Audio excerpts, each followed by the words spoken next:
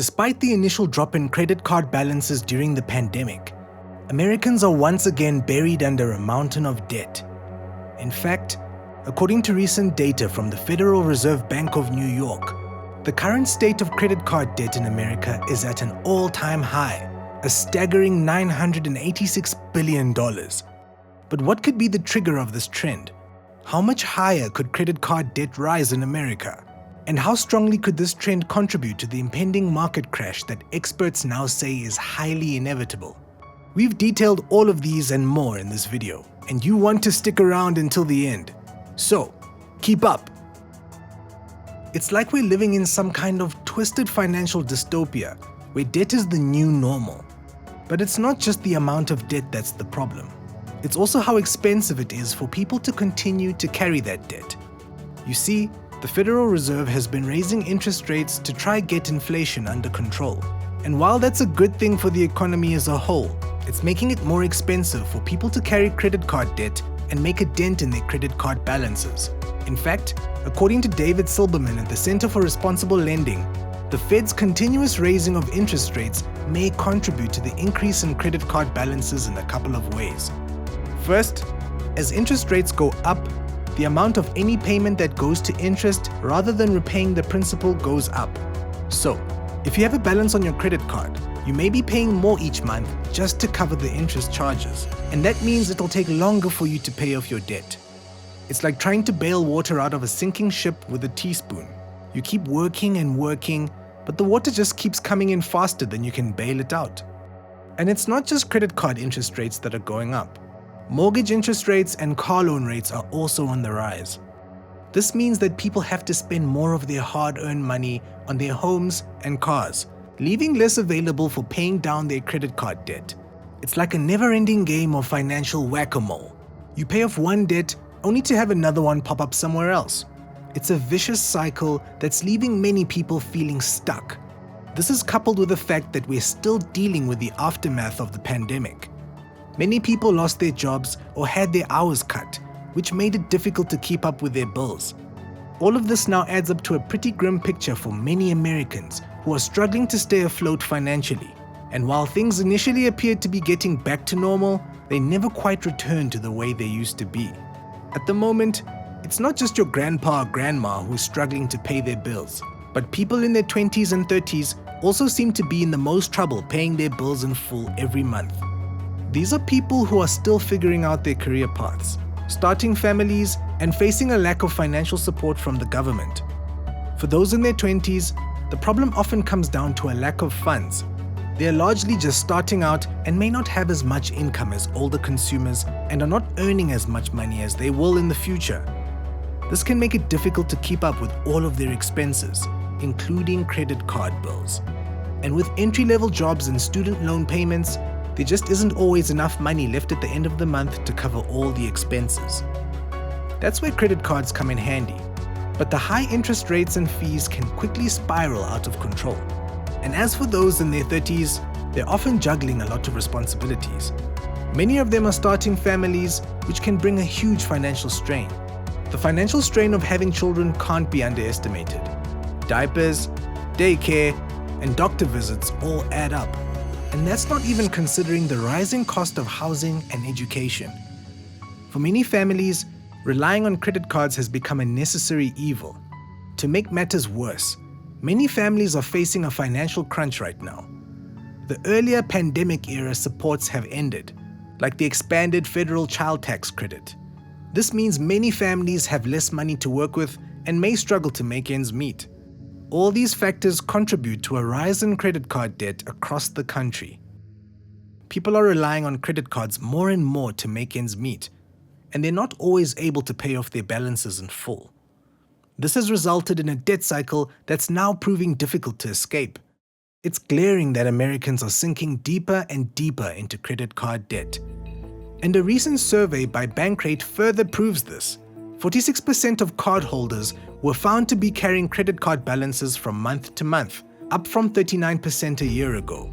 That's an alarming increase, and it only just buttresses how Americans are having a hard time keeping up with their credit card bills. And the situation is only getting direr. according to a recent Federal Reserve report. Credit card interest rates hit 20% in late 2022, the highest level in nearly 30 years of tracking. It's now like a horror movie where the interest rates are the monster that's slowly creeping up on us, and it's getting harder to outrun it. Undoubtedly, credit cards are tempting, and it's easy to fall into the buy now and pay later mentality. But the recent rise in credit card debt is less about impulse buying and more about survival. American wages are rising, but consumer prices are rising even faster. Simply put, stuff costs more, and that's a bitter pill to swallow.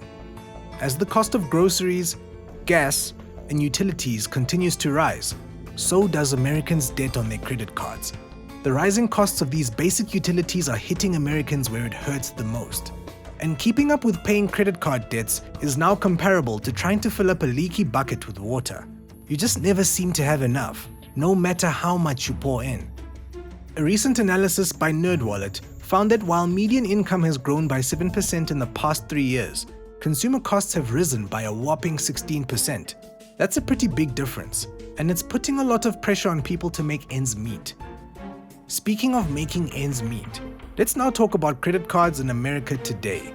America's credit card customers now fall into two camps, which couldn't be more different. First, you've got the deadbeats. These are folks who pay off their credit card balance every month like clockwork. But here's the kicker. Credit card companies don't make much money off them because they're not racking up interest charges. Talk about irony. On the other hand, you've got the group that's carrying credit card debt from one month to the next. And with current interest rates, that kind of debt can easily spiral out of control. It's like trying to climb out of a pit with a heavy weight tied to your ankle. It's tough. According to recent data, the average credit card debt for households in the US is around $7,486. That's a lot of money, right? But what's even more alarming is the interest rate that comes with it. The average interest rate for credit card debts is around 20.4%. So, let's say a family has a credit card debt of $7,486 with an interest rate of 20.4%. To pay off the entire amount in just 1 year, they would need to pay $695 a month. But what if they can only afford $200 a month? In that case, paying off the entire debt would take them 5 years. And by the time they paid it off, they would have spent a whopping $4,239 on top of the original amount they borrowed. And here's the thing. All of this assumes that the family never uses the card again. With rising interest rates, credit card rates are also going up. The Federal Reserve recently raised interest rates by more than 4 percentage points in 2022 to control inflation. This has pushed mortgage rates to their highest levels in over a decade, at around 7%. So you can see how this domino effect can also affect your credit card debt. With rising interest rates, paying off these debts becomes harder and harder. And if you're not careful, you could end up spending a lot more than you actually borrowed and just be heading for financial ruin. You see, credit card companies want to make money, so they issue cards to all sorts of people, even those with low credit scores. This means that some customers might not be able to pay their debts, which is a risk for the companies. They're like the greedy uncle who always wants more money. And because they're taking on this risk, they want to make a larger profit, which means higher interest rates for us. Back in 2016, credit card rates were high but manageable. The average credit card interest rate was around 13 to 14%. But fast forward to the start of 2022, and the average rate shot up to 16%. And by the end of the year, it had risen over 20%. That's insane. And yet, most people don't even know how much interest they're paying. They're more focused on the flashy rewards, like getting cash back on groceries or earning airline miles. But they don't realize that those rewards don't mean much if they can't pay off their balance every month. It's like playing a game of Jenga. Every time you make a purchase on your credit card, you're stacking another block on top of the tower. And if you can't pay off your balance, that tower comes crashing down, taking your finances with it. But an even greater fear at the moment is how the rising credit card debt could trigger a much anticipated and inevitable market crash. Economists already envisage a 70% chance that the US will enter into a recession this year. Americans continue to rack up debts and aggressively burn through their savings.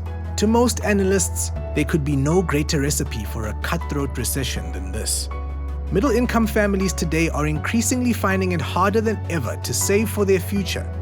And to make matters worse, the job market is softening, and further job cuts are on the horizon for 2023. From all indications, Americans are now facing a financial crisis, with less money coming in and more going out. Keeping up with credit card debt repayment is gradually becoming impossible. The economy could just slip into a recession sooner than we envisage.